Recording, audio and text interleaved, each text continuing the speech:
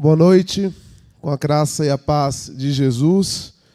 Vamos dar continuidade à série de mensagens pregada no Evangelho de João. Hoje pela manhã o pastor Wagner esteve pregando ali em João 17, a oração sacerdotal de Jesus. E hoje nós vamos então para o capítulo 18. Eu te convido então a abrir a palavra de Deus no capítulo 18 de João, do versículo 1 ao versículo 12. Peço que deixem a Bíblia de vocês aberta.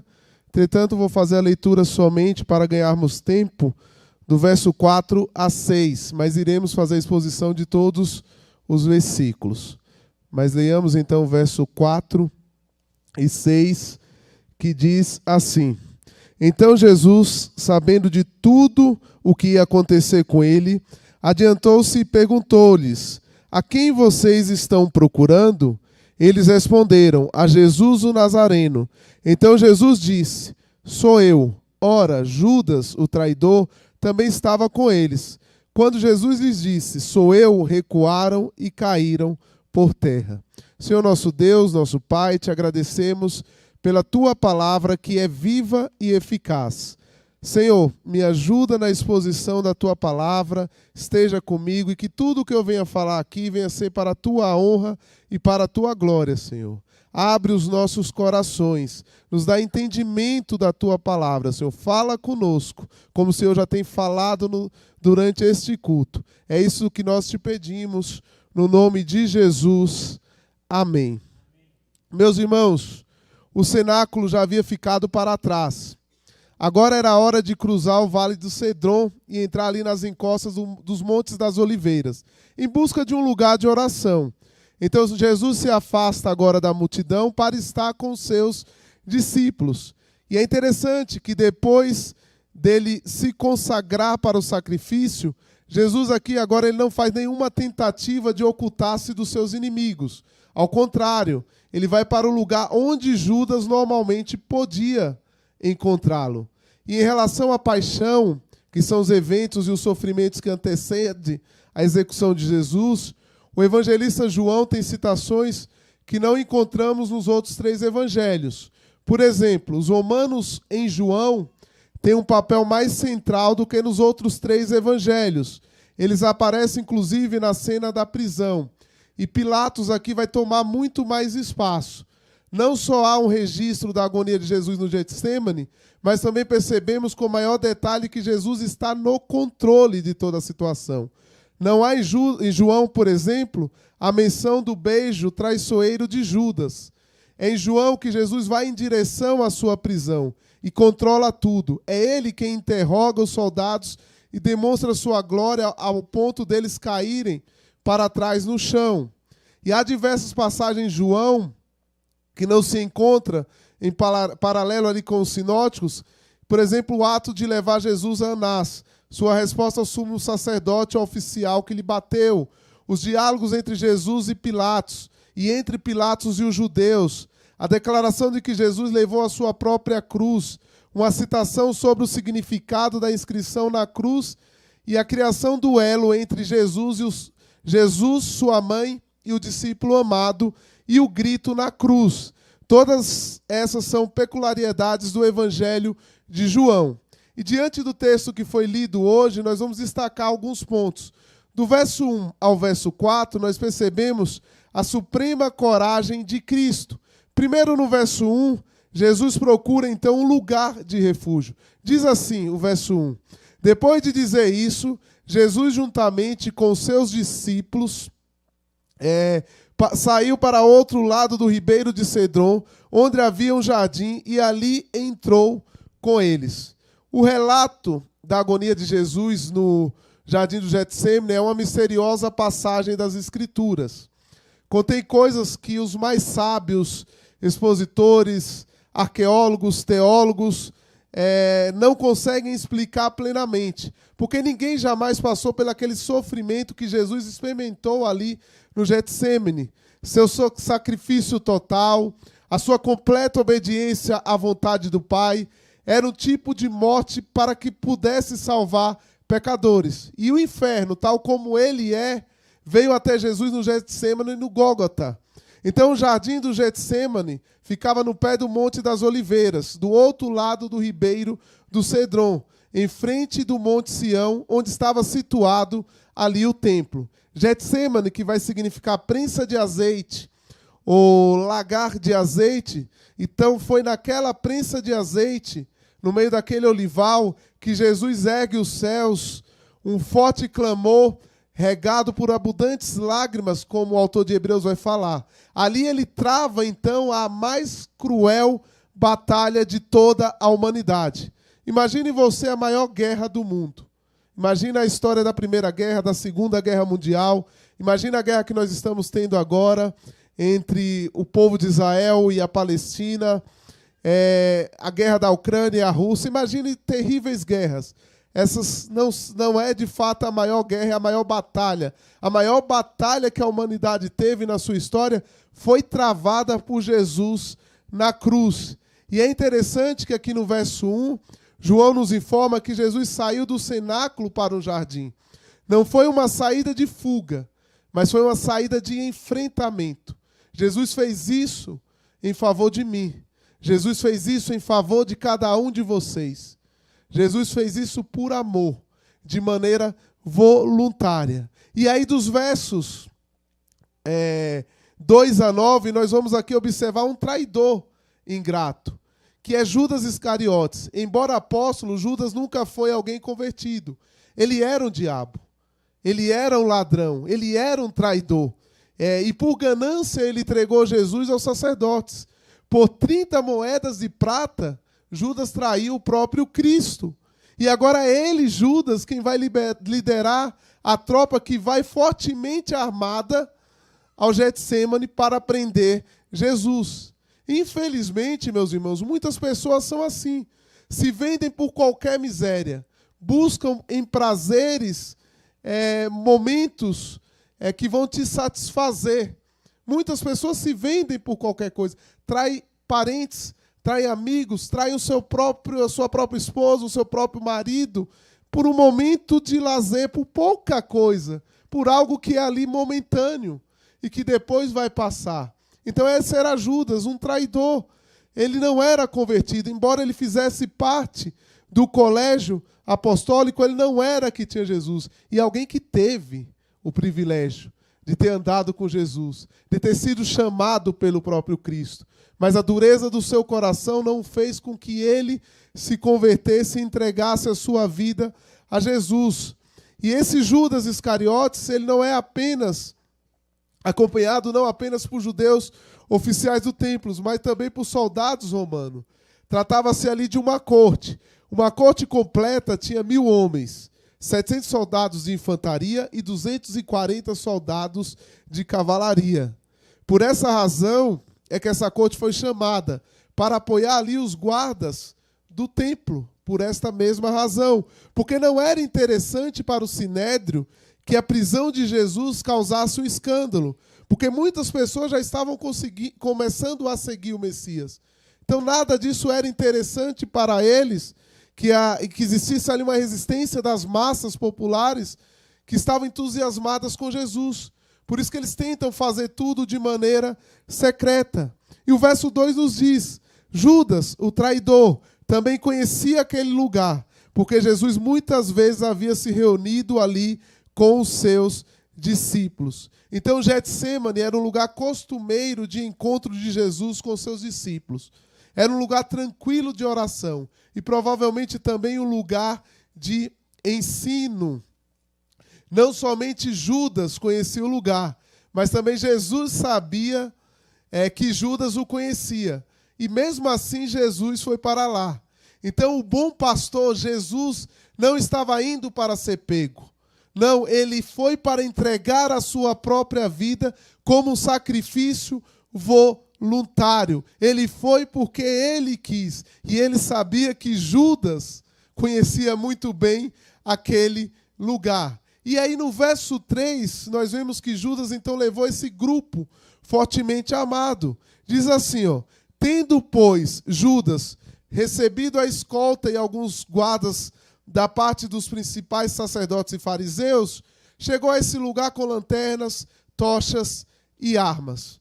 O grupo, capitaneado aqui por Judas para prender Jesus, era composto ali pelos principais sacerdotes, por escribas, anciãos, bem como guardas do templo e soldados romanos. Esse foi o grupo armado, que seguiu armado com tochas, lanternas, espadas e porretes para prender Jesus. Só que eles não tinham conseguido pegar Jesus nem com as palavras, como é dito lá em Marcos 12, 13. E agora o próprio Deus o entrega. Jesus encara aqui sozinho os seus inimigos. Ele sofre sozinho nas mãos dos seus inimigos. Ele entrega a sua vida para que aqueles que o aceitem como Senhor e Salvador nunca estejam sozinhos. Trata aqui-se de um insulto cruel. Isso provava que eles estavam completamente enganados da missão que Jesus tinha.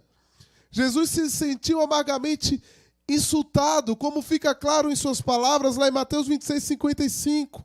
Naquele momento, Jesus disse às multidões: vocês vieram com espadas e porretes para prender-me, como se eu fosse um salteador?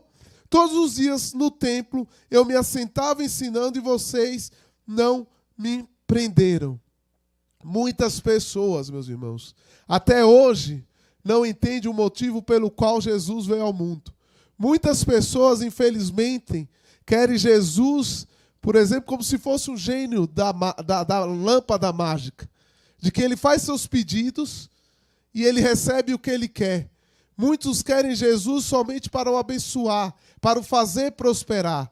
Muitos ainda hoje, em nossos dias, não entendem o real sentido pelo qual Jesus veio ao mundo. Não entendem que o reino de Jesus não é deste mundo. Ele é superior a tudo isso. Os judeus não entendiam. Os discípulos ainda não estavam entendendo, e aqueles homens que ainda foram prender não entendiam que Jesus veio ao mundo para um outro reino. Ele não veio para ser ali o libertador de Israel. Ele não veio ali para derrotar os soldados romanos, para estabelecer ali aquele reino poderoso de Israel. Isso era ainda muito incompreensível na cabeça deles. Só que Jesus, de maneira nenhuma, pode ser pego de surpresa. E aí no verso 4 diz: então Jesus, sabendo de tudo o que ia acontecer com ele, adiantou-se e perguntou-lhe: a quem vocês estão procurando? Então João declara aqui com mais firmeza que Cristo estava plenamente pronto para marchar até a morte. Mas ao mesmo tempo descreve o grande poder que ele exercia através de uma única palavra, a fim de nos informar que os ímpios não tinham e não têm poder sobre ele, exceto até onde ele permite. É Jesus que vai ao encontro dos seus inimigos. Jesus é soberano, ele é Deus. Nada que acontece na nossa vida, na sua vida, é surpresa para Jesus. Ele jamais pode ser pego de surpresa. E aí nós entramos aqui no segundo ponto, que é do supremo poder de Cristo, dos versos 5 e 6. E o 5 vai dizer: eles responderam a Jesus, o Nazareno. Então Jesus lhe disse: sou eu. Ora, Judas o traidor também estava com eles. A resposta aqui foi dada por vários, porque aqui você percebe que o verbo está no plural. Jesus, o Nazareno, era aqui o objeto de busca deles. E pausadamente ele responde ser aquele a quem eles buscavam. Ele lhes disse: sou eu, que pode significar aquela pessoa que eles estavam procurando. Mas também pode ser aqui uma alusão a Êxodo 3:14, quando Deus disse a Moisés: eu sou o que sou. Disse mais: ainda você dirá aos filhos de Israel: eu sou, me enviou a vocês. Ou seja, Jesus é o próprio Deus. Jesus revela aqui diante daqueles homens a sua glória. Essa glória que jamais poderá ser definida por nós, que somos pecadores. Só que essa glória, em simples palavras, é a sua bondade, é a sua soberania, é a sua grandeza, é tudo o que ele faz. E toda essa sua glória tem que nos levar ao adorar em espírito e em verdade. Só que não foi isso que aqueles homens fizeram. E Judas, o traidor, também estava com eles. Ali estava, na verdade, aquele que deveria pertencer a Jesus. E esse eu sou, esse Jesus, era capaz de penetrar no coração de Judas. Tanto que João não precisava dizer mais nada acerca do fim trágico de Judas. Meus irmãos, quem se depara com o eu sou como Judas está perdido. Está perdido. E aí eu te pergunto mais uma vez nesta noite, você que nos assiste, se você ainda não confessou o Senhor como seu único e suficiente Salvador, não queira cair nas mãos do grande eu sou. Arrependa-se e creia de Jesus. Eu não estou aqui te perguntando os seus bens, eu não estou perguntando aqui qual a sua posição na sociedade, seu cargo eclesiástico. O que eu estou perguntando é se de fato você entregou a sua vida a Jesus e o reconheceu como único e suficiente Salvador. Judas participou do ministério de Jesus, Judas andou com os apóstolos, mas Judas nunca entregou a sua vida a Jesus. Então não basta, meus irmãos, sermos membros de uma igreja local muitas vezes. Não basta termos um cargo numa igreja local. O que basta é se arrepender de verdade, é crer em Jesus, é entregar a sua vida em Jesus. Em João 3 é falado de Nicodemos, o mestre da lei, fariseu, conhecedor, conhecia toda a lei. Mas ele pergunta a Jesus o que era necessário para herdar a vida eterna. E Jesus o responde: é necessário nascer de novo. Então todos precisam nascer de novo. Só é possível receber essa vida eterna desse grande eu sou a partir do momento em que eu confesso, em que eu me arrependo e que eu entrego a minha vida a Jesus e que eu o recebo como único e suficiente Salvador. E no verso 6, quando Jesus disse, sou eu, eles recuaram e caíram por terra. Como será terrível, por exemplo, para os ímpios, a voz de Cristo quando ele vier julgar o mundo.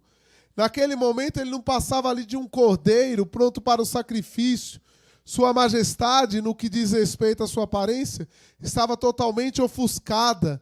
No entanto, quando pronuncia ali uma só palavra, seus inimigos amados e corajosos desabam. E qual palavra foi essa? Jesus ali não profere nenhuma excomunhão contra eles, nenhuma, mas simplesmente ele responde, sou eu. E qual será o resultado quando ele vier? Não para ser julgado pelos homens, mas para julgar e ser juiz de vivos e mortos. Naquele momento ele estava ali com aparência humilde, desprezível, mas quando ele retornar de maneira gloriosa e acompanhado por seus anjos, ele virá julgar vivos e mortos. E nós vemos diariamente que muitos ímpios, aqueles que ainda não têm a Jesus, que têm todo o seu orgulho no seu coração, se opondo muitas vezes à voz de Cristo, à voz do grande eu sou, eles serão surpreendidos, como aqueles homens foram surpreendidos. Tamanho era o poder de Jesus, eles caem para trás. Assim também é o ímpio, meus irmãos. Tamanho é o poder do nosso Deus, eles são surpreendidos com o seu poder. E muitos deles acabam se entregando às suas paixões, aos seus desejos, ao mundo de pecado, como Paulo deixa muito claro lá na sua carta aos Romanos, no capítulo 1. E aí, em terceiro lugar, dos versos 7 a 9, nós percebemos aqui o amor de Cristo. O 7 e o 8. Jesus de novo lhes perguntou, a quem vocês estão procurando? Responderam, a Jesus o Nazareno. Então Jesus disse, já lhe falei que sou eu. Se é a mim que vocês estão procurando, deixe que esses vão embora. Aqui mais uma vez, nós percebemos a cegueira do ímpio diante de Deus. Muitos deles seduzidos por Satanás, mortos em seus delitos e pecados. Esses homens, depois de terem presenciado aquela exibição divina de Jesus, eles ainda não creram ali em Jesus. Eles não receberam ali Jesus como o único e suficiente Salvador. E é interessante, porque eu conheço pessoas que mesmo depois de um milagre operado por Jesus, mesmo, por exemplo, curado muitas vezes de uma doença incurável, eles não têm gratidão pelo aquele milagre. Muitos nem reconhecem a Jesus como o único e suficiente Salvador. Mesmo depois de tamanha glória, mesmo depois de tamanho milagre realizado por Jesus, os seus corações ainda estão endurecidos, a ponto de negarem a Jesus e negarem aquela obra, muitas vezes, ao próprio Cristo. Essa é a dureza do coração do homem. Aqueles homens viram essa glória. Aqueles homens viram Jesus operando ali algo maravilhoso. Viram ali que ele era o grande eu sou, mas mesmo assim não se curvaram diante do grande eu sou. Durante daquela exibição divina de Jesus. E aí Jesus disse, eu já lhe falei quem eu sou. E aqui nós notamos como o Filho de Deus não só se submete à morte de livre e espontânea vontade, por obediência a Deus para se entregar ali, mas nós observamos aqui que ele também está cumprindo aqui o papel de sumo pastor, protegendo aqui o seu rebanho. Ele vê os lobos e não se espera até que venham as ovelhas que foram confiadas a ele, mas imediatamente ele se prontifica a guardá-los. Portanto, meus irmãos, sempre que os ímpios, os demônios nos atacam, não tenhamos dúvidas que este bom pastor, que é Jesus Cristo, está pronto para nos socorrer. Esse Jesus está cuidando de você no seu trabalho. Esse Jesus está cuidando da sua família, do seu casamento. Nosso Deus está cuidando dos seus projetos, dos seus sonhos. Somente confie nele. Saiba que ele tem o necessário para a sua vida. Confie que ele está no controle de tudo. Ele está te protegendo dos seus inimigos. Ele está contigo como um bom pastor, como ele estava ali protegendo os discípulos que ainda não entendiam tudo o que estava acontecendo. Tanto que eles só vão entender mais à frente, em Pentecostes, lá em Atos 2, com a descida do Espírito Santo. Mas naquele momento era Jesus que tinha que sofrer por causa do Evangelho, porque eles, discípulos, ainda não estavam preparados para isso. E o verso 9 diz, ele disse isso para se cumprir a palavra que tinha dito anteriormente, não perdi nenhum do que me desse. Esse versículo é muito interessante, pois nós vamos ver ao longo da história da Bíblia e de relatos históricos, segundo a tradição, que os discípulos não foram, muitos deles, protegidos fisicamente. Muitos deles tiveram mortes terríveis, exceto João, segundo a tradição, que vai morrer ali na sua velhice. Mas todos os outros tiveram mortes terríveis, ou numa cruz, ou decapitado, ou arrastado numa rua, mas todos eles sofreram. Então não é que aqui João esteja falando da questão física dos apóstolos, mas João está falando aqui da salvação eterna. Então, ainda que a nossa fé seja testada por muitas tentações, é o Espírito Santo que vai nos auxiliar. É Ele que nos dará força para as tentações. Naquele momento, os discípulos não estavam prontos para isso tudo, como eu falei anteriormente. Somente mais à frente eles estariam preparados.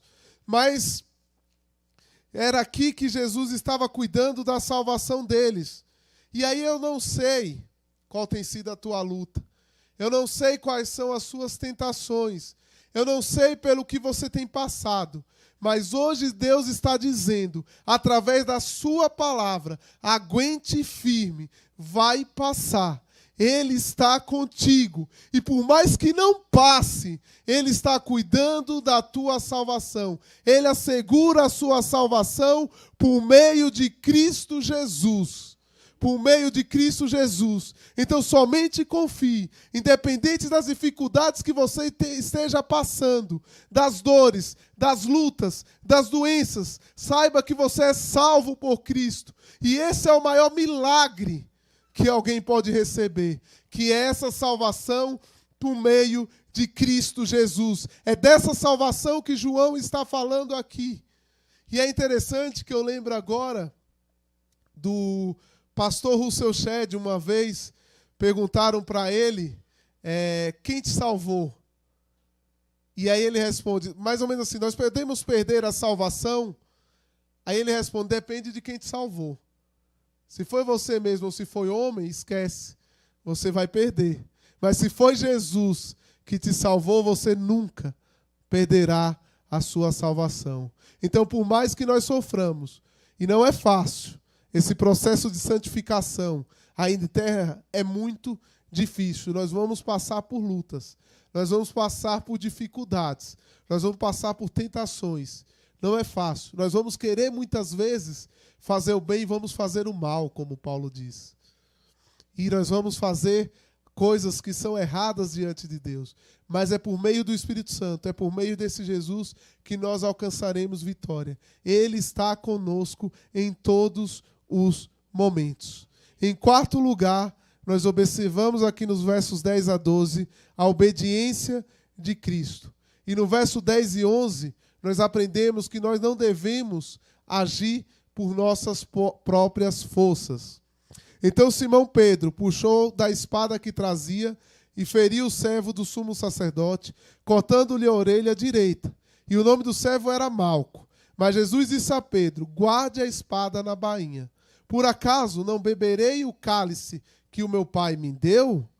Pedro aqui queria cumprir a promessa que ele tinha feito a Jesus, de que iria com ele para a prisão e para a própria morte. Pedro faz tudo errado aqui, tudo errado, com a motivação errada, com a arma errada. Ali não era uma luta para medir força. Jesus podia, meus irmãos, pedir ao Pai mais de 12 legiões de anjos, ou seja, mais de 72 mil anjos para o proteger, se ele quisesse. Então Jesus repreende a Pedro e reafirma o propósito de sua vinda ao mundo. Era a hora agora dele beber o cálice que o Pai tinha reservado para ele. Esse cálice não era a morte física. A morte que ele iria era a morte que ele iria padecer, levando sobre si os nossos pecados. Ele que não tinha pecado iria se fazer pecado por nós, morrendo em nosso lugar. E aqui nós aprendemos que nós não devemos lutar com armas carnais. Batalhas espirituais não devem ser lutadas com armas carnais. E se Jesus aqui não tivesse curado Malco, tenha certeza que Pedro poderia ter sido preso também. E ao invés de 3 ali na cruz, nós teríamos 4, não 3, porque Pedro ali também seria culpado. Porque Pedro não tinha compreendido ainda que Jesus tinha vindo justamente para aquela hora. E ele estava decidido a beber o próprio cálice que o Pai tinha reservado para ele. Então o ato de Pedro não foi nada heróico, porque ele usou a espada contra um escravo. E pouco depois ele negaria Jesus diante de uma escrava. E aí eu te pergunto, como você tem agido diante das adversidades? Como você tem tentado fazer justiça? Como você tem trabalhado contra os seus inimigos, muitas vezes contra o seu colega de trabalho, contra o seu irmão em Cristo? Você tem tentado agir com suas próprias forças, como Pedro fez? Como você tem feito? Saiba que é Deus que nos justifica. Saiba que é Ele que cuida de todas as nossas lutas. Não queira fazer justiça com suas próprias mãos. Nós não somos perfeitos. Quem somos nós para querer fazer justiça com as nossas próprias mãos? Para querer ofender alguém? Para ter esse ato aqui involuntário, esse ato ridículo do apóstolo Pedro? Quem somos nós? Jesus está cuidando de todas as nossas situações. Confie nele, que ele está cuidando da causa. Confie que ele está cuidando daquele seu colega de trabalho que muitas vezes te persegue, daquele irmão que muitas vezes te persegue no ministério. Deus cuida de todas as coisas. Deus cuida de todas as coisas. Eu sei que muitas vezes nós temos um senso de justiça, às vezes, de achar que tudo está contra nós. Nós temos isso dentro de nós. E muitas vezes nós queremos agir. Mas não é assim que nós devemos fazer. Nós somente temos que confiar que Jesus está no controle de todas as coisas, como ele demonstrou aqui a Pedro. E por último, Jesus se entrega por amor. Jesus não é preso, mas de maneira voluntária ele se entrega. Assim a escolta, o comandante e os guardas dos judeus prenderam Jesus e o amarraram.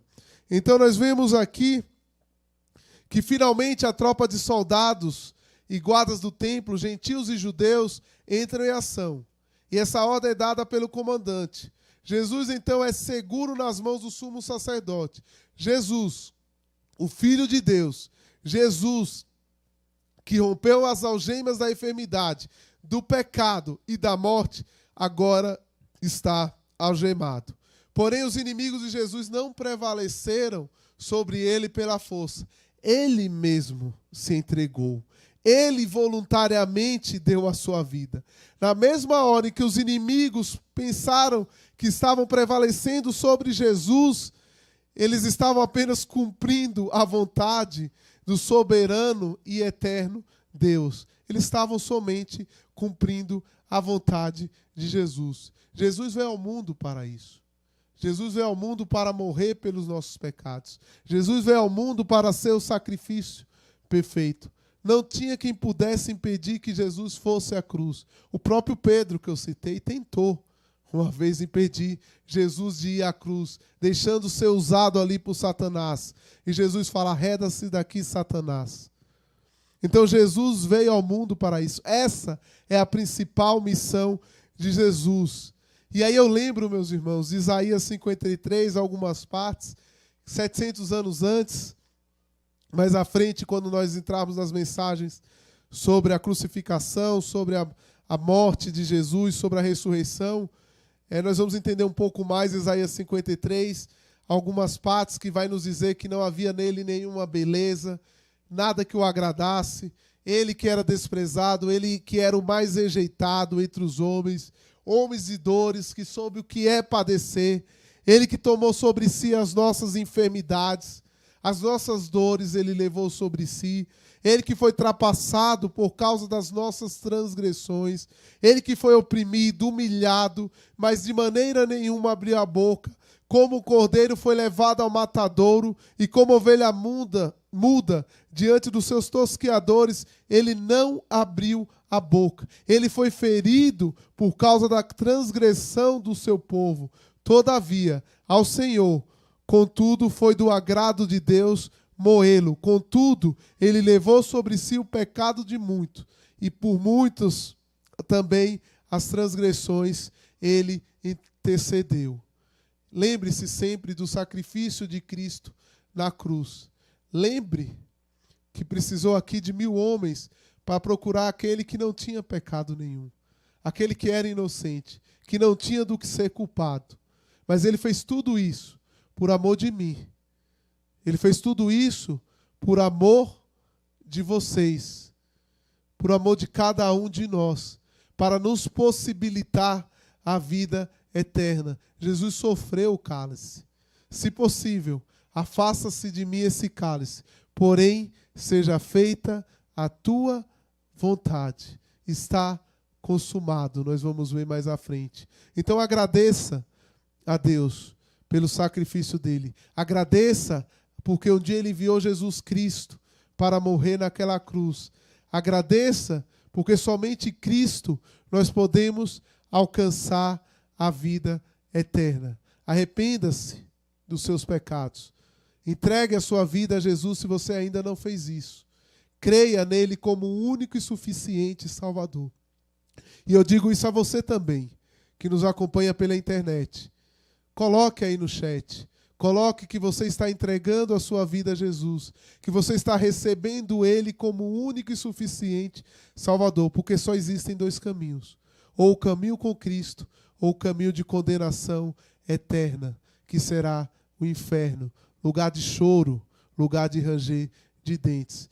Veja tudo o que Cristo fez por você e entregue a sua vida a Ele. Que Deus te abençoe, que Deus nos abençoe e que Deus nos encoraje cada vez mais a pregar esse Cristo que foi crucificado, mas que ressuscitou e que hoje vive e que um dia virá buscar a sua igreja. Que Deus nos abençoe. Senhor nosso Deus, Senhor nosso Pai, nós te agradecemos pela tua palavra que é viva e eficaz. Nós te agradecemos pela vida de cada irmão aqui presente. Nós te agradecemos pela vida daqueles que nos assistem pela internet. Obrigado, Senhor. Obrigado porque um dia o Senhor enviou o teu filho para ser preso, para morrer, para ser crucificado, ressuscitar, para viver, para nos buscar um dia, Senhor, para morarmos com Ele. Ele que está nos céus, preparando lugar e morada para nós. E Maranata, Senhor. Ora vem, Senhor Jesus. Obrigado, Senhor, no nome de Jesus. Amém.